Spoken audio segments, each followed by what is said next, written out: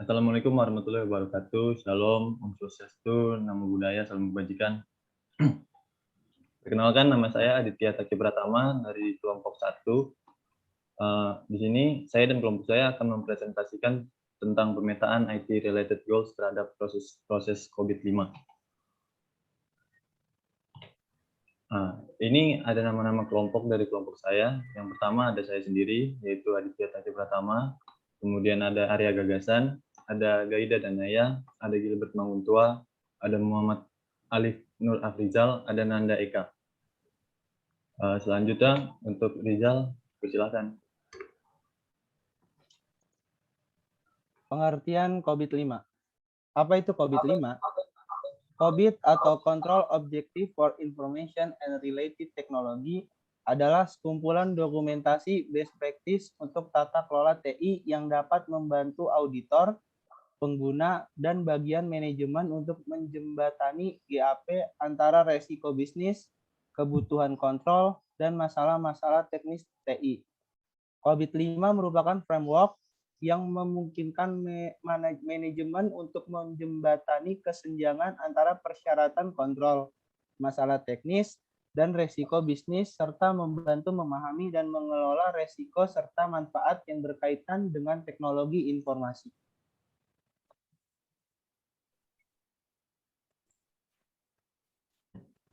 Tujuan Kaskade COVID-5. Tujuan Kaskade COVID-5 adalah mekanisme untuk menerjemahkan kebutuhan stakeholder yang spesifik. Tujuan organisasi atau Enterprise 5 Goals terkait TI dan tujuan enabler yang bisa dilaksanakan dan disesuaikan. Ini memungkinkan menetapkan tujuan yang spesifik pada tiap level atau tingkatan dan setiap area perusahaan dalam mendukung tujuan keseluruhan dan kebutuhan stakeholder. Sehingga dengan demikian secara efektif mendukung keselarasan antara kebutuhan organisasi dan solusi serta layanan TI. Gambar berikut menunjukkan tujuan Kaskade COVID-5. COVID-5 menetapkan 17 tujuan organisasi atau enterprise goals yang terdiri dari 4 dimensi balanced scorecard yang membawahi tujuan organisasi yang sesuai. Tujuan organisasi dan hubungan antara ketiga inti organisasi, yaitu relasi keuntungan, optimasi risiko, dan optimasi resource atau sumber daya. Berdasarkan pemetaan terhadap Enterprise Goal COVID, didapatkan Enterprise Goals yang sesuai dengan misi Inspektorat Jenderal Kementerian Keuangan. Untuk memperoleh tujuan terkait IT-related goals, maka dilakukan pemetaan enterprise goals yang sesuai dengan 17 IT-related goals COVID-5. Hasil pemetaan ini mendapatkan 11 IT-related goals dengan cara memilih proses yang berkategori primer. Dalam penelitian ini, hanya akan menggunakan IT-related goals yang berkategori primer pada perspektif internal dan berhubungan dengan penggunaan layanan pada Inspektorat Jenderal Kementerian Keuangan. Ada 2 IT-related goals yang akan diteliti, yaitu IT Agility dan IT Compliance with Internal Policies. Baik, selanjutnya pemetaan IT-related goals dan proses COVID-5. Dari IT-related goals tersebut, dipetakan ke dalam 37 proses COVID. Dari hasil pemetaan IT-related goals dengan 37 proses COVID-5, didapatkan proses yang bersifat primer dan sekunder. Langkah selanjutnya adalah memilih proses COVID yang bersifat primer.